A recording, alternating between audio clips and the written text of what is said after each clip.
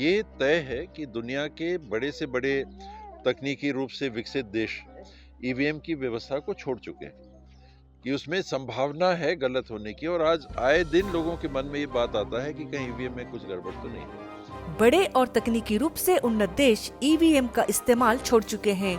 TS Singhdeo ने ये बात अंबिकापुर नगर निगम के चुनाव प्रचार के दौरान कही है। टीएस सिंहदेव ने दिल्ली में कांग्रेस के प्रदर्शन पर कहा, नतीजा निराशाजनक रहा है। उन्होंने कहा कि अब तक की रिपोर्ट के अनुसार कांग्रेस खाता तक नहीं खोल पाई।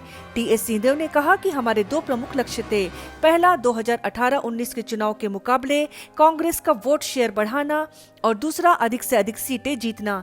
लेकिन हमारे वोट आम आदमी पार्टी की तरफ शिफ्ट हो गए, जिससे हमें नुकसान हुआ। उन्होंने यह भी स्वीकार किया कि भाजपा को बढ़त मिली है और अरविंद केजरीवाल भी अपनी सीट हार चुके हैं।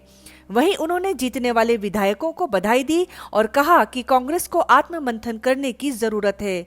ईवीएम को लेकर टीएस सिंहदेव ने कहा कि चुनाव के तुरंत बाद इस मुद्दे पर बात करना सही नहीं होगा, क्योंकि हमने चुनावी प्रक्रिया में हिस्सा लिया है।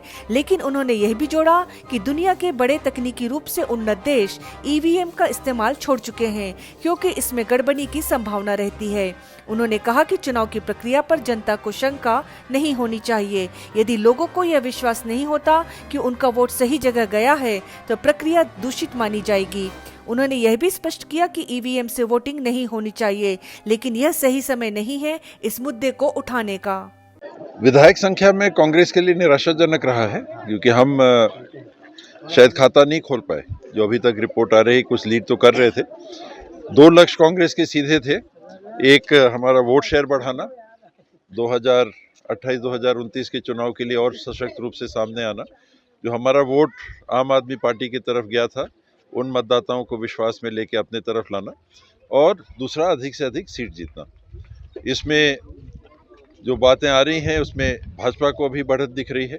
भाजपा की सरकार बननी है। अरविंद केजरीवाल स्वयं भी चुनाव हार गए हैं, ऐसी बात सुनने में आ रही है। आतिशी जीती हैं। अभी जाके देखना पड़ेगा कि फाइनल रिजल्ट क्या आया।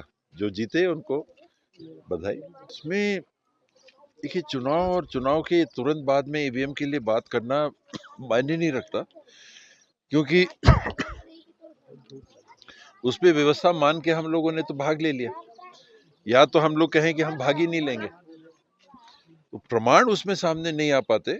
लेकिन ये तय है कि दुनिया के बड़े से बड़े तकनीकी रूप से विकसित देश ईवीएम की व्यवस्था को छोड़ चुके हैं कि उसमें संभावना है गलत होने की। और आज आए दिन लोगों के मन में ये बात आता है कि कहीं ईवीएम में कुछ गड़बड़ तो नहीं है।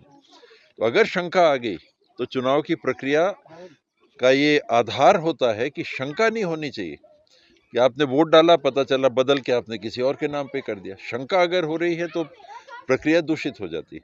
तो ईवीएम मशीन से तो वोटिंग नहीं होनी चाहिए, ये मेरा मत है। लेकिन ये समय नहीं है उस बात को अब उठाना।